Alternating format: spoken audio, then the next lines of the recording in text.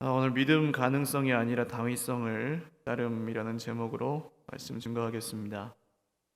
지난 한 주간 정말 추우셨죠? 그리고 오늘 그 중에서도 가장 추운 러시아 모스크바보다 더 춥다는 대한민국에 여러분 오늘 살고 예배하고 계십니다.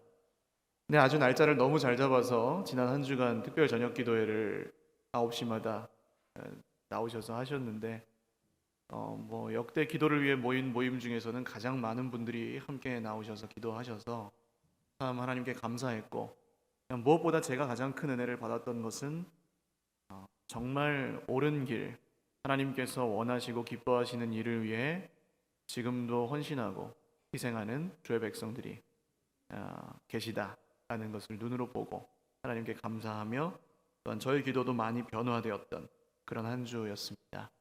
수고하신 우리 형제 자매들과 또 영광 받으신 하나님께 영광의 박수 다시 한번 올려드리겠습니다.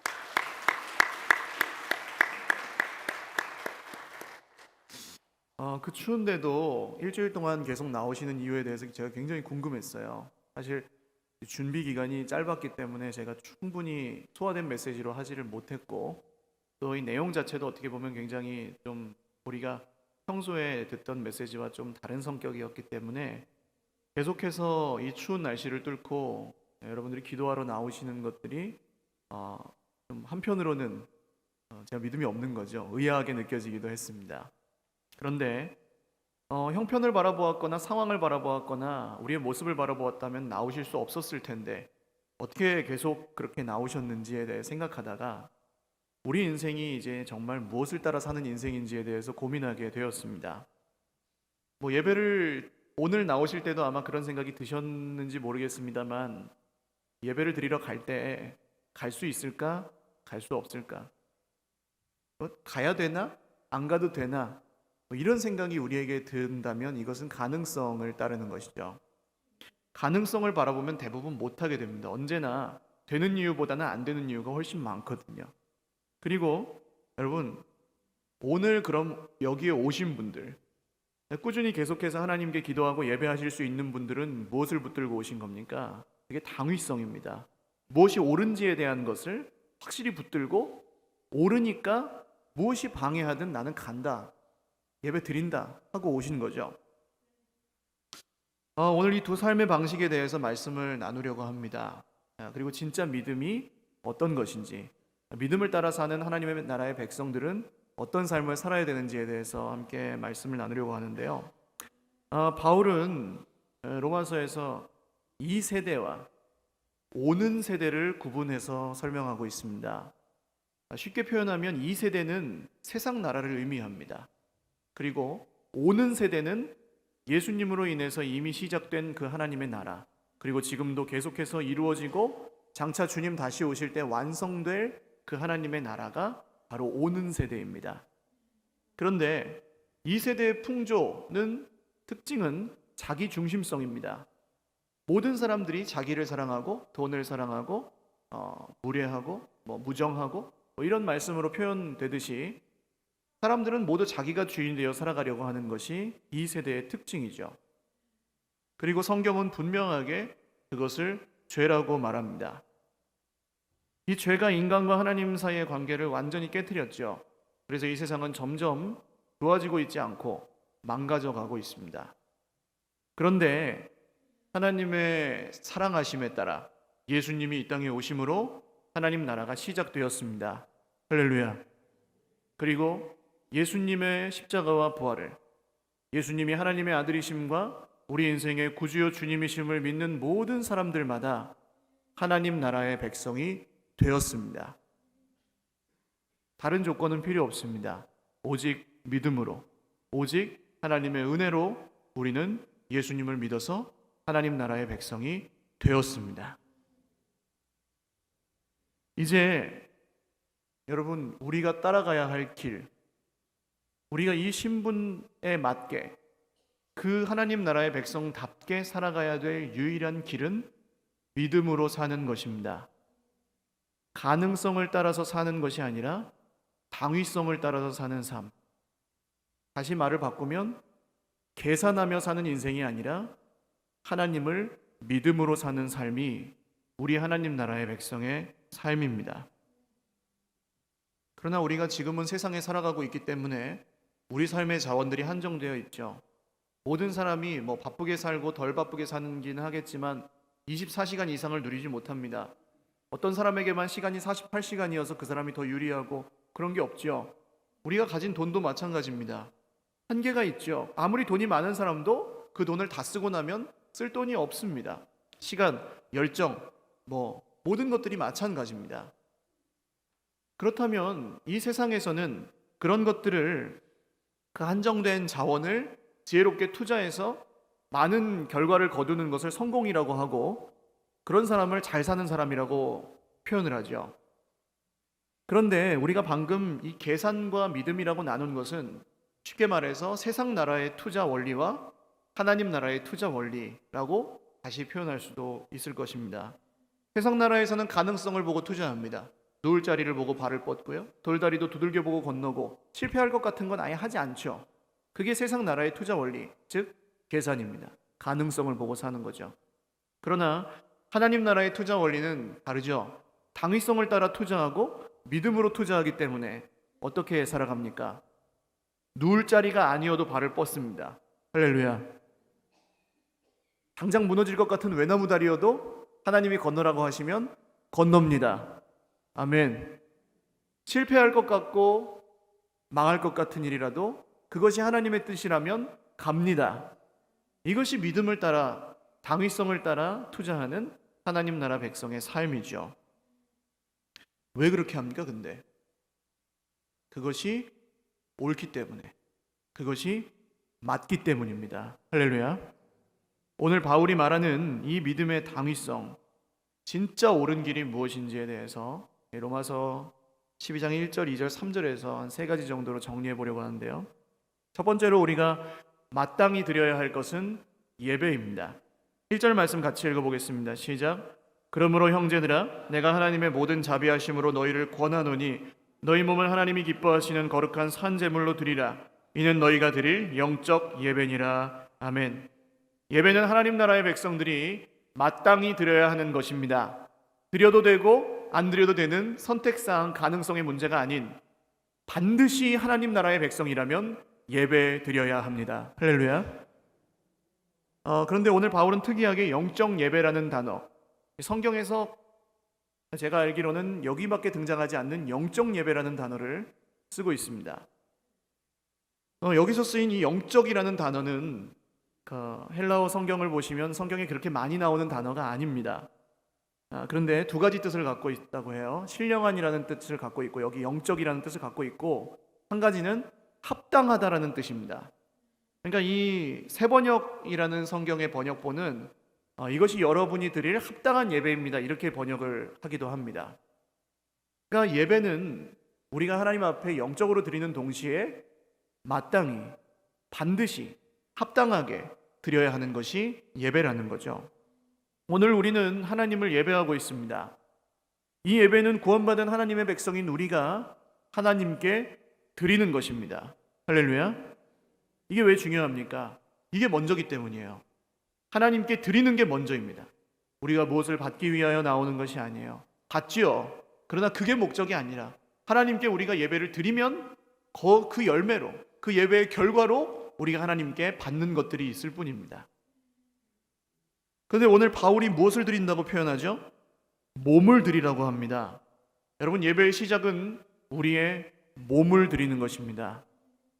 우리가 마음을 드린다는 말은 많이 합니다만 몸을 드린다는 말은 그렇게 쓰지 않죠. 오히려 예배 자리에 몸만 나와서 앉아 있는 건 굉장히 부정적인 것으로 이야기하는 경우도 많거든요.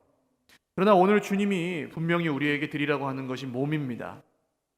사랑하는 여러분, 우리가 몸만 예배할 수 없는 것도 사실이지만, 그렇다고 몸 없이 마음만 예배하는 게 진실이냐? 그렇지 않습니다. 몸 없이 마음만 예배할 수 없어요. 그래서 여기서 바울이 지금 정리해서 말씀드리면, 바울이 지금 드리라고 하는 것은 몸, 이 껍데기를 드리라고 하는 것이 아니라 우리 인생 전체를 드리라는 말씀인 것이죠. 우리 인생 전체를 그럼 무엇으로 드려야 한다고 합니까? 거룩한 산 제물로 드리라고 합니다. 이것을 하나님이 기뻐하신대요. 그런데 여러분 한번 생각해 보십시오. 제물은 살아야 합니까? 죽어야 합니까? 제사가 뭐예요? 나를 대신해서 제물을 죽여서 하나님께 용서받는 게 제사 아니에요. 그럼 제물은 죽어야 됩니까? 살아야 됩니까? 죽어야죠. 근데 어떻게 산 제물로, 살아있는 제물로 어떻게 제사를 지낼 수 있을까요? 피 흘림이 없으면 사함이 없는데, 즉 죽지 않으면 죄사함을 못 받는데 어떻게 우리가 산 제물로 하나님께 제사를 드릴 수 있습니까? 그 이유는 다른 이유가 없습니다. 여러분도 다 아시는 이유죠. 예수 그리스도께서 우리를 대신하여 이미 죽으셨기 때문입니다. 할렐루야. 그러니까 우리는 이제 더 이상 대가를 지불하려고 피를 흘릴 필요가 없고 죽을 필요가 없고 그 예수님을 따라 하나님을 예배하는데 산 제물로 우리 삶을, 우리 인생을 드리며 예배한다는 것이죠. 오늘 사랑하는 여러분, 우리가 신령한 예배, 합당한 예배를 하나님 앞에 드릴 때 우리가 죽지 않고 오히려 영원한 생명과 하나님이 주시는 새 생명으로 이 예배 가운데 체험받을 수 있는 그 이유는 예수님이 우리를 위해 죽으셨기 때문인 줄로 믿으시기를 바랍니다. 여러분, 이것은 우리가 모르는 사람이 없습니다. 그러나 이것이 정말 맞습니다. 이것이 정말 옳습니다. 그래서 삶으로 드려지는 것이 바로 예배죠. 이게 맞다고 하고 이게 옳다고 하면서 예배 드리지 않는 것은 사실은 맞다고 생각하지 않는 것일 수도 있다는 것입니다. 우리가 예배 드리지 않고서는 그래서 하나님의 백성답게 살 수 없습니다. 사랑하는 여러분, 예배에 관련된 모든 것들, 그게 교회에서 드리는 공적 예배든지 혹은 가정에서 드리는 가정 예배든지 삶 가운데 드리는 삶의 예배든지 그 어떤 것이라도 하나님을 예배하는 것에는 계산하거나 따지거나 가능성을 생각하지 마시고 반드시 예배를 최우선에 놓고 마땅히 예배하시기를 주님의 이름으로 축원합니다. 바울이 한 가지 더 이야기하는 것은 거룩입니다. 거룩한 산제물로 드리라고 했습니다. 거룩하다는 것은 엄숙하고 경건한 것을 말하지 않습니다. 성경의 거룩은 영적이고 신비한 기운이 느껴지는 걸 얘기하는 게 아니라 구별함과 분리됨을 거룩이라고 합니다. 여러분, 그래서 예배는 구별해서 드리는 겁니다. 수많은 선택지 중에 하나가 아니에요.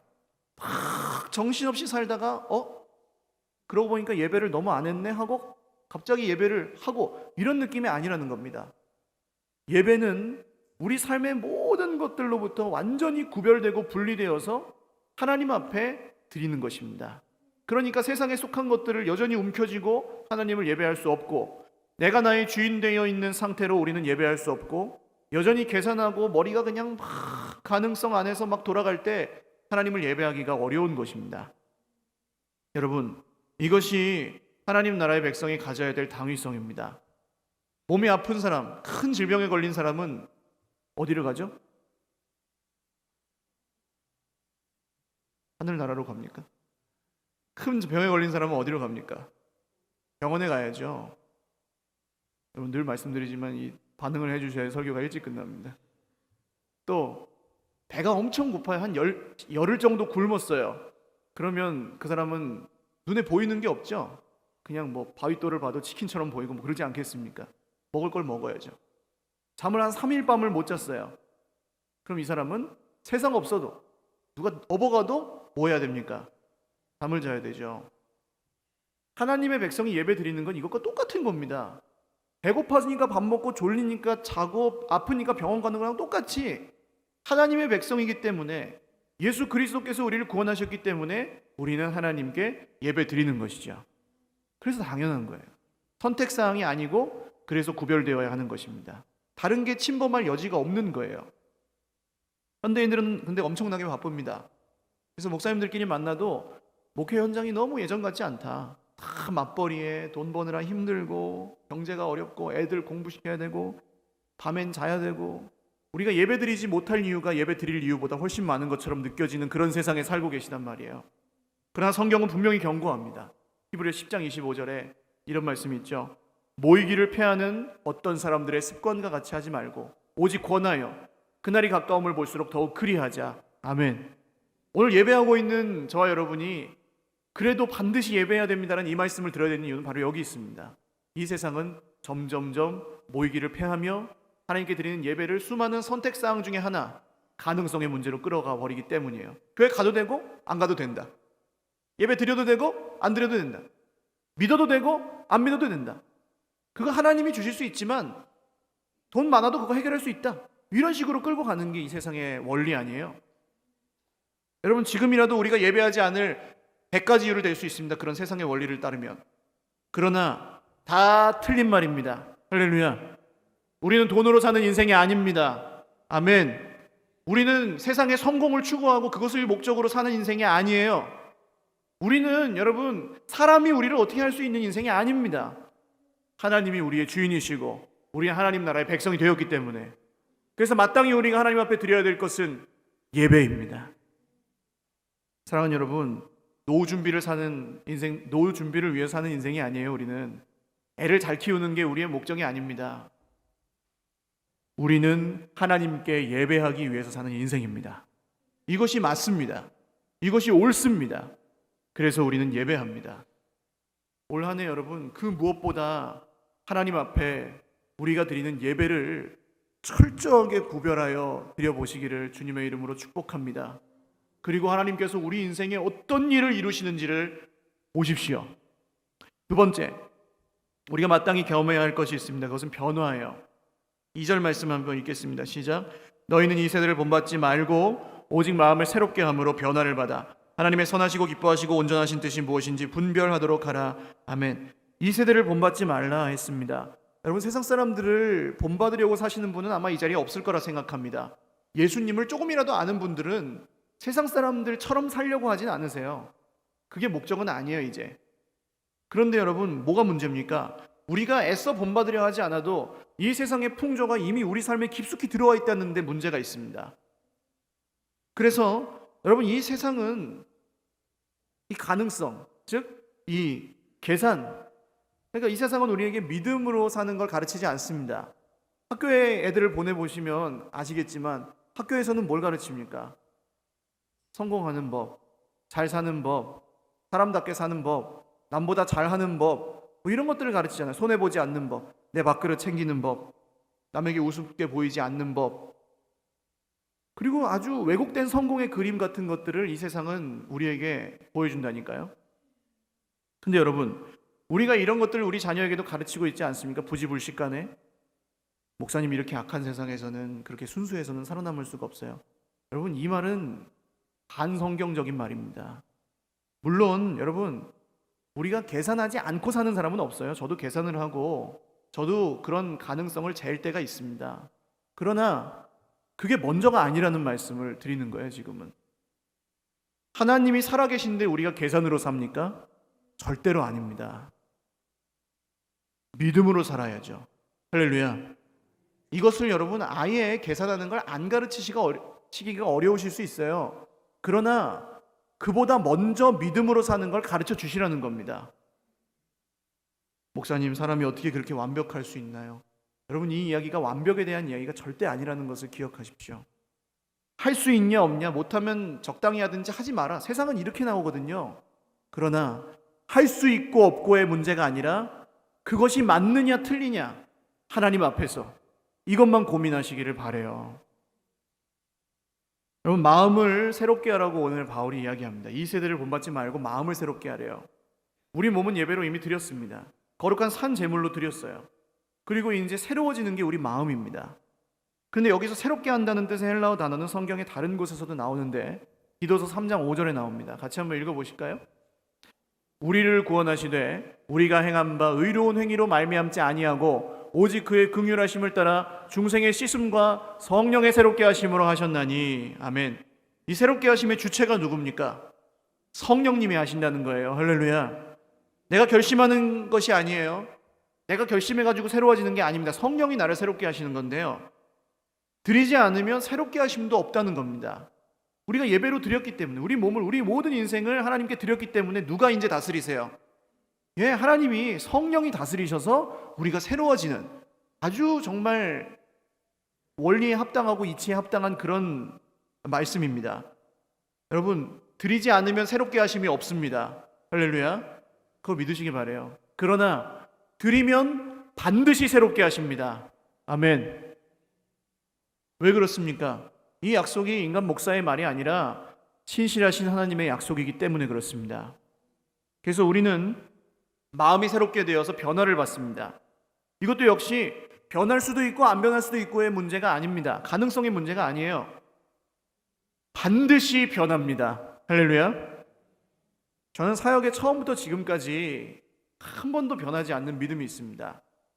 제가 처음 사역을 시작할 때 설교를 굉장히 잘했을까요? 지금도 제가 부족하지만 성경을 제가 굉장히 잘 가르쳤을까요? 처음에? 그렇지 않았습니다. 설교를 어떻게 해야 되는지 전혀 배우지 못하고 신대원 입학은 3월인데 설교를 1월부터 했습니다. 이 청년이 그냥 아이들을 가르친 거죠. 그러나 그때도 그리고 지금도 제가 확신하는 게 있는데 그게 뭐냐 하면 하나님의 말씀대로 가르치면 사람은 반드시 변한다. 할렐루야. 예수 그리스도의 복음이 그 사람의 인생에 믿어지고 그 사람의 인생을 붙들고 지배하면 그 사람은, 그 영혼은, 그 인생은 반드시 변한다. 할렐루야. 이걸 믿기 때문에 우리가 교회를 다니는 거죠. 이걸 믿기 때문에 우리가 성경을 신뢰하는 거죠. 이걸 믿기 때문에 오늘 우리 속에 담대함이 있는 거죠. 여러분 반드시 변합니다. 아멘. 여러분 지금 우리 교회도 그런 일이 일어나고 있잖아요. 시간이 되시는 분들은 여러분 신방 일정에 맞춰가지고 한번 신방을 같이 다녀보시면 좋을 것 같아요. 신방 가는 가정마다 1, 2년 전에 고백을 하지 않아요. 다 변했어요. 안 변한 가정이 없어요. 누가 하셨습니까? 하나님이 하셨습니다. 할렐루야. 말씀 안에서. 놀라워요. 신방 하는 가정마다 힘이 하나도 안 들어요. 다 변했으니까. 다 회복됐으니까. 다 달라졌으니까. 하나님이 하고 계시구나. 하나님이 하고 계시구나. 하나님이 하고 계시구나. 아멘, 아멘, 아멘. 그러면서 다닙니다. 교육자분들은 그래요. 그런 얘기만 나눕니다. 변화는 반드시 받는 것입니다. 예수를 믿는데 안 변하면 이상한 것입니다. 다시 말씀드리면 예수를 안 믿을 수는 있습니다. 교회를 다녀도 예수를 안 믿을 수는 있어요. 그러나 예수를 믿는데 안 변할 수는 없습니다. 할렐루야. 그럼 뭐가 변할까요? 가능성으로 살던 사람이 당위성으로 살게 변하는 것입니다. 여기서 나오는 게 헌신이고 희생이에요. 근데 헌신과 희생을 가능성에 사로잡혔던 사람은 막 힘들게 합니다. 이게 해도 될까 안 될까?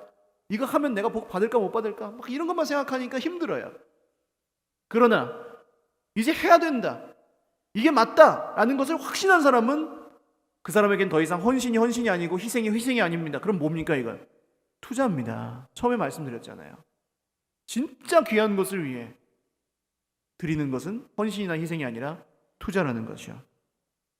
그러니까 기쁨이 있습니다. 왜요? 당위성이 있으니까. 투자할 만해서 하니까. 여러분 투자는 성공 법칙이 2개가 있습니다. 돈이 되게 많든지요. 투자할 수 있는 게 되게 많든지 아니면 고급 정보를 갖고 있어야 됩니다. 미래를 내다봐야 되고요. 어디다 투자하면 더 많이 거둘 수 있을지를 알고 있어야 투자를 성공하지 않습니까? 여러분 이 세상을 만드신 분이 누구십니까? 이 세상을 만드신 분이 누구시죠? 이 세상을 지금도 만물을 주관하고 계신 분이 누구십니까? 지금도 내 인생을 주관하시고 다스리시는 분이 누구세요? 내가 나에게 필요한 것을 아는 것보다 더 잘하시는 분이 누구십니까? 그럼 이 세상 최고의 투자를 위한 고급 정보는 누구의 뜻이겠어요? 하나님의 뜻입니다. 할렐루야. 그럼 그걸 알면 투자에 성공하시는 거죠. 그게 하나님 나라입니다. 여러분 변화를 받은 사람은 이걸 하는 겁니다. 뭘 합니까? 변화를 받아 하나님의 선하시고 기뻐하시고 온전하신 뜻이 무엇인지 분별하도록 하라. 변화를 받은 사람은 이걸 해요. 여러분 분별할 수 있을까요? 없을까요? 우리가 하나님 뜻을. 우리가 하나님의 뜻을 분별할 수 있습니까? 없습니까? 있습니다. 할렐루야. 없으면 바울 선생님이 이렇게 써놓질 않죠. 분별할 수 있어요.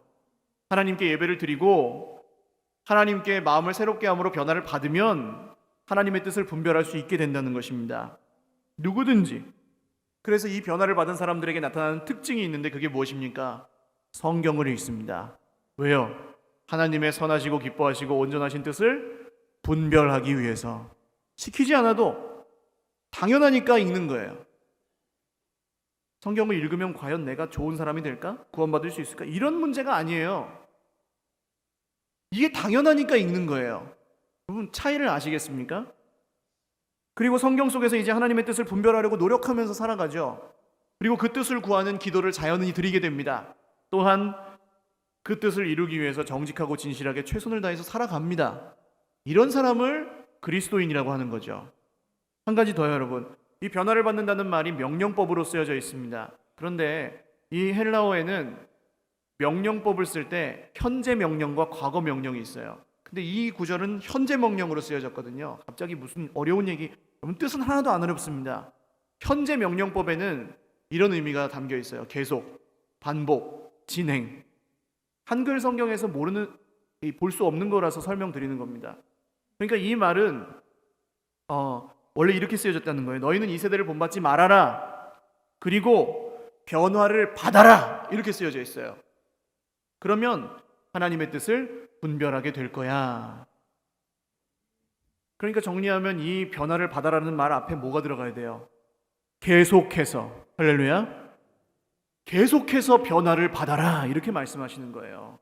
날마다 순간순간마다 예수님을 닮아가고 변화를 받아라. 사랑하는 여러분, 계속해서 변화를 받으시기를 주님의 이름으로 축원합니다. 변해도 좋고 안 변해도 좋고 아니에요.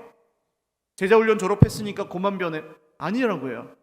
우리는 영원토록 하나님 안에서 변화를 받습니다. 그 변화의 역사가 오늘 이 한 해에 여러분 하나님께서 저와 여러분의 인생 가운데 이루시는 일이시기를 주님의 이름으로 축복을 드립니다. 마지막 세 번째로 우리가 마땅히 가져야 할 자세가 있습니다. 그것은 겸손인데요. 3절 읽겠습니다. 시작. 내게 주신 은혜로 말미암아 너희 각 사람에게 말하노니 마땅히 생각할 그 이상의 생각을 품지 말고 오직 하나님께서 각 사람에게 나누어 주신 믿음의 분량대로 지혜롭게 생각하라. 아멘. 지금 우리가 가능성과 당위성의 문제를 가지고 얘기하고 있잖아요. 가능성은 뭡니까? 되냐 안 되냐, 좋냐 안 좋냐, 내게 유리하냐 불리하냐, 이런 게 끊임없이 머릿속에서 재는 것, 그게 바로 가능성입니다. 계산하는 거죠. 당위성은 뭐라 그랬어요? 아까 2절에서 우리가 변화를 받아서 분별하는 게 뭡니까? 누구의 뜻이에요? 하나님의 뜻을 분별하잖아요. 그러면 당위성은 이거 하나만 보는 겁니다. 하나님의 뜻이 맞냐 아니냐, 이거 하나만 고민하면서 사는 게 당위성을 따라 사는 삶입니다. 그런데 바울은 여기서 중요한 게 생각이라는 거예요. 여러분, 이 생각은 어디서 합니까? 집에 가서 하시나요? 그 장소 말고 생각이 일어나는 우리의 어디 속에서 일어나요? 마음에서 일어나요. 마음으로 생각을 하시잖아요. 여러분, 근데 아까 2절에서 마음이 어떻게 됐어요? 2절에서요 방금 나눈 새롭게 되었죠? 할렐루야. 마음이 새롭게 됐어요. 누가 새롭게 하셨다고 그랬습니까? 성령께서. 그래서 우리가 이제 세상 나라의 백성이 아니고 성령의 다스림을 받는 하나님 나라의 백성이 되었다면 우리가 마땅히 생각해야 될 생각은 어떤 생각이라는 겁니까? 내 생각입니까? 하나님의 생각입니까? 하나님의 생각이라는 거죠. 할렐루야. 이게 옳습니다. 이게 맞습니다.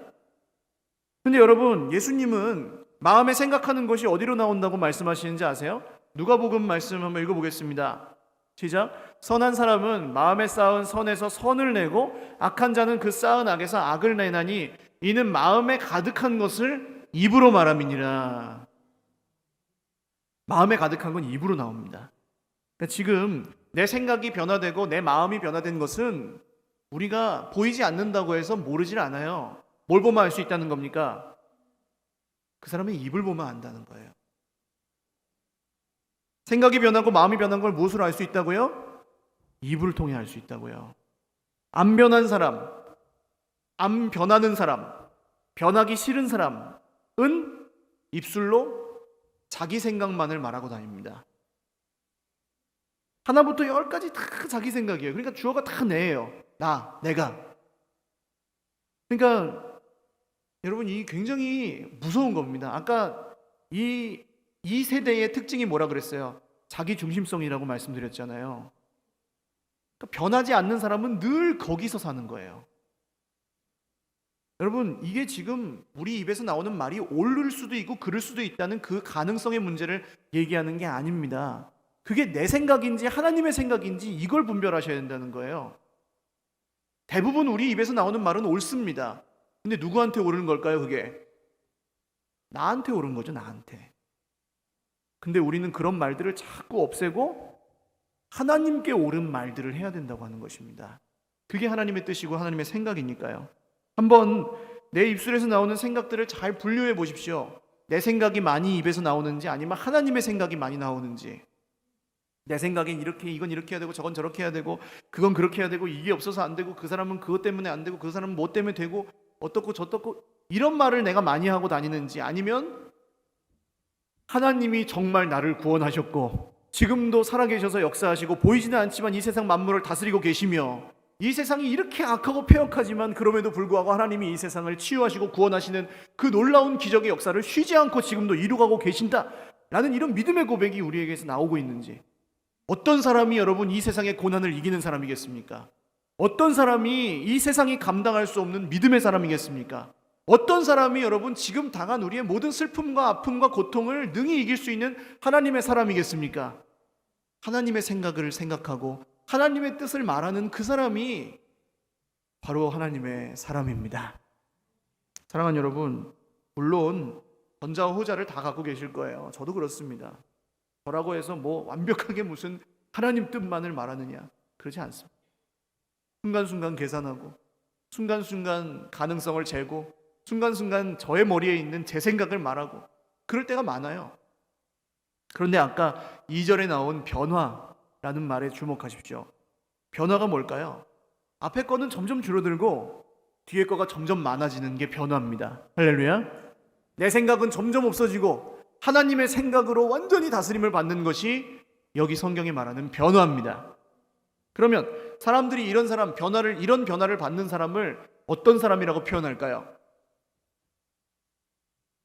읽어보겠습니다. 시작. 겸손한 사람이라고 합니다. 그렇죠? 자기 막 생각과 자기 말로 가득 차 있던 사람이 점점 조용해지고 복음을 전하고 하나님의 그 신실하심을 막 찬양하고 그러면 그 사람을 뭐 해졌다고 얘기해요? 겸손해졌다고 한다고요. 겸손해졌다고. 하나님은 겸손한 사람을 통해서 하나님의 일을 하십니다. 할렐루야. 교회는 여러분 똑똑한 사람이 대접받는 곳이 아니에요. 일 잘하는 사람이 높임받는 곳이 아닙니다. 하나님 앞에서 겸손한 사람이 쓰임받는 곳입니다.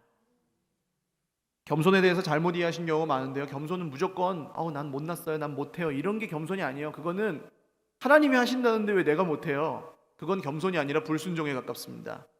그러면 여러분 진짜 겸손은 뭡니까? 많은데 빌립보서 말씀에서 한번 찾아보겠습니다. 2장 3절에 4절 시작. 아무 일에든지 다툼이나 허영으로 하지 말고 오직 겸손한 마음으로 각각 자기보다 남을 낮게 여기고 각각 자기 일을 돌볼 뿐더러 또한 각각 다른 사람들의 일을 돌아보아 나의 기쁨을 충만하게 하라. 아멘. 모든 일에 다툼이나 명예로 하지 않는 사람. 여러분, 내가 지금 뭔가 어디서 막 뭔가를 하는데 자꾸 다툼이 일어나고 분란이 일어난다. 그럼 우리는 어디서 원인을 찾습니까? 상황이나 환경이나 형편, 아니면 자꾸 부딪히는 그 사람한테 원인을 찾잖아요. 근데 그게 아닐 수 있다는 거예요. 그런 일이 자꾸 일어나면 내가 하나님 앞에서 더 겸손해져야 되는구나 라고 생각하셔야 된다는 겁니다. 왜냐하면 아무 일에든지 모든 일에라고 써 있거든요. 그리고 여러분, 그런 사람은 어떻게 생각하겠어요? 자기보다 남을 낮게 여기는 게 아니라 낮게 여기겠죠. 그럼 자연스럽게 어떻게 살겠습니까? 자기 일만 돌보는 게 아니라 다른 사람들의 일을 돌보면서 산다는, 이게 성경이 말하는 겸손입니다. 우리 교회엔 이런 분들이 많습니다. 정말 드러나지 않게 이름도 없이 빛도 없이 생색내지 않고 섬기시는 분들이 참 많아요. 그래서 감사합니다. 일 잘하는 사람요? 똑똑한 사람요? 아니요. 겸손한 하나님의 사람이 하나님의 역사를 이루어 갑니다. 근데 왜 우리가 그렇게 살 수 있을까요? 그 다음 5절에 이유가 나옵니다. 같이 읽죠. 시작. 너희 안에 이 마음을 품으라. 곧 그리스도 예수의 마음이니. 아멘. 아까 마음이 새롭게 됐다 그랬잖아요. 내 마음이 아니라 이제 그리스도 예수의 마음을 품었기 때문에 사람이 하나님 앞에서 겸손하게 섬길 수 있는 것입니다. 사랑하는 여러분, 말씀을 맺겠습니다. 영국의 유명한 산악인이 이런 말을 남겼다고 해요. 거기에 산이 있으니까 올라간다. 당신이 왜 산에 갑니까? 이분이 에베레스트 산에서 죽었대요. 조난을 당해서 나중에 발견되고 그랬다는데, 당신은 왜 그런 고생을 하면서 산에 올라갑니까? 라는 질문에 거기에 산이 있으니까 간다, 그렇게 대답했답니다. 당신은 왜 예배 드리십니까? 라는 질문에 여러분 뭐라고 대답하시겠어요? 마음이 편해지려고요? 복 받으려고요? 그럼 복을 받아야죠. 그건 결과입니다. 목적이 아니라. 당신은 왜 예배합니까? 라는 질문에 그럼 대답할 말 갖고 계십시오.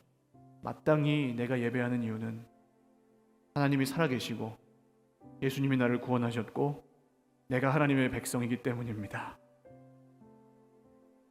여러분, 우리는 반드시 그러면 변하게 되어 있습니다. 반드시 변하게 되어 있습니다.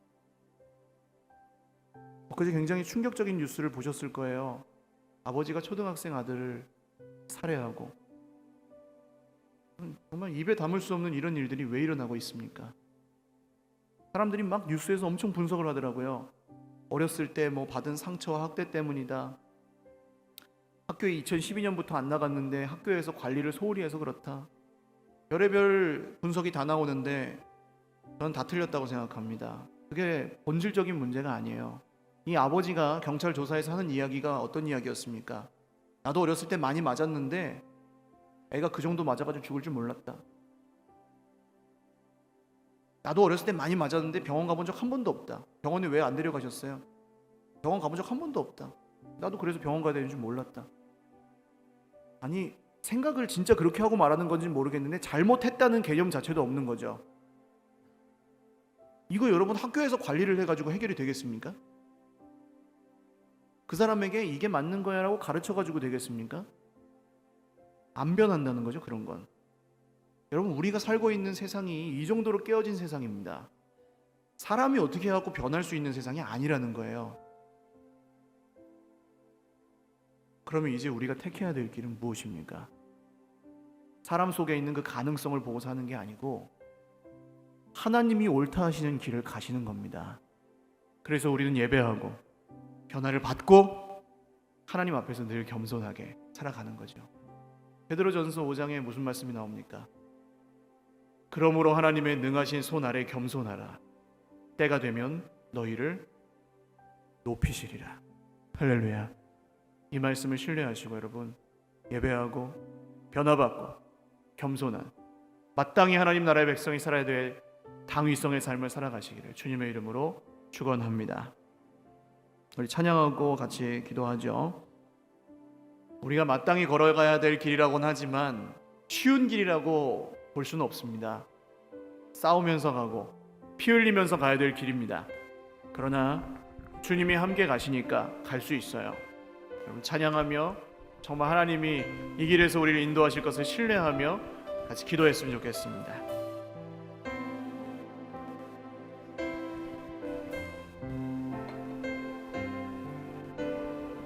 주님 다시 오실 때까지,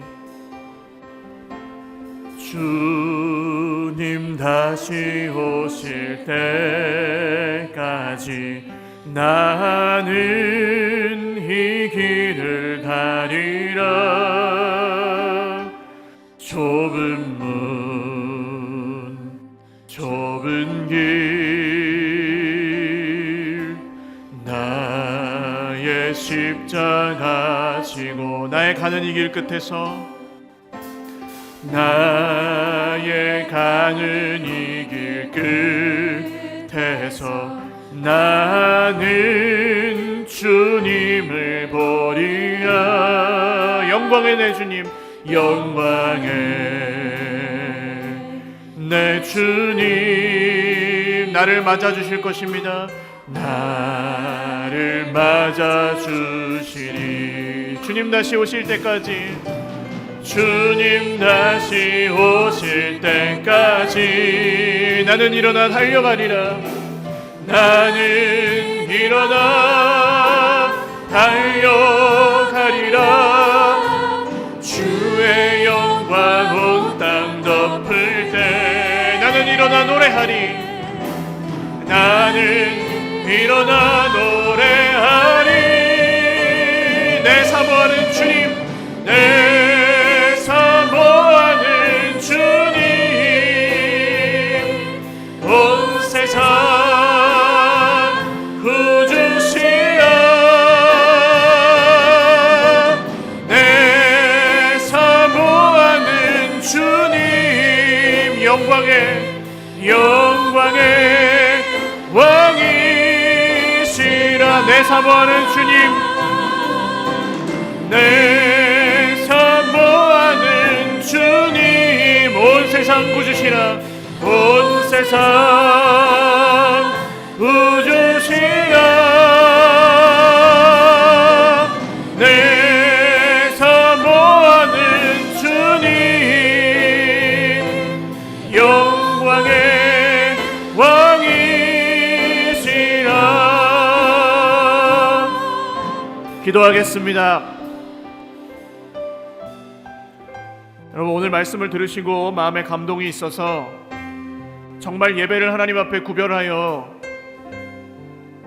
나의 몸을 거룩한 산 제물로 드리기 원하시는 분들, 그리고 변화돼도 되고 안 변해도 되는 것이 아니라 반드시 변화된다는 이 하나님의 말씀을 믿는 분들, 그리고 그 하나님의 능하신 손 아래서 마땅히 생각할 그 이상의 생각을 품지 않고 내 생각의 지배를 받지 않고 하나님의 생각의 지배를 받기 원하시는 모든 분들은 결단하는 마음으로 한번 자리에서 일어나서 기도하셨으면 좋겠습니다. 이것이 맞다고, 이것이 옳다고 생각하시는 분들은, 정말 내가 그 길을 걷고 싶은 분들은 자리에서 일어나서 기도하셨으면 좋겠습니다. 그리고 하나님께 구하십시오. 하나님, 나는 완벽하지도 않고 똑똑하지도 않고 돈이 많지도 않고 건강하지 않을지 모르지만 옳은 길이 무엇인지는 이제 알고 믿사오니 그 길 따라 걸어가는 하나님의 사람, 하나님의 백성이 되게 하여 주옵소서. 기도하겠습니다. 살아계신 하나님 아버지, 믿음으로 선포하며 정말 옳은 길, 정말 의의 길, 정말 내가 가야 할 길, 예배의 길, 변화의 길, 회복의 길, 겸손의 길, 주님 따라 걷기를 소망합니다. 하나님, 내 힘으로 갈 수 없습니다. 내 힘으로 이길 수 없습니다. 내 힘으로 변할 수 없습니다. 그러나 오늘 주님의 뜻을 분별하며 마음을 새롭게 함으로 성령의 새롭게 하심을 받아 변화를 받아 아버지, 예배하고 변화되고 겸손히 하나님의 뜻 안에서 온전히 살아가기를 소망하오니 하나님의 도우심을 구합니다. 사람의 말로 되지 않고 인간의 생각으로 되지 않고 가능성에 집착하고 있을 때 되지 않고 계산하고 있을 때 불가능하지만 믿을 때 가능하게 하시는 하나님의 놀라운 이 단순의 원리를, 놀라운 이 영적인 비밀을 경험하고 체험하는 인생으로 아버지여 우리를 변화시켜 주시옵소서. 변화시켜 주시옵소서. 하나님, 겸손하고 싶습니다. 주님의 능하신 손 아래서 겸손히 내 입술을 제갈 몰리고 하나님의 일, 하나님의 뜻, 하나님의 생각만을 저희 입술로 고백하며 선포하기를 원합니다. 주여, 내 입술을 주장하여 주옵소서. 내 입술을 다스려 주옵소서. 존귀하신 하나님, 감사합니다. 오늘 드리는 예배 가운데 우리 하나님께서 영광 받으셨습니다. 그리고 복음을 들은 모든 하나님의 백성마다, 예수 그리스도를 믿고 예수님을 닮아가기 원하는 모든 백성들마다 변화시켜 주셨습니다.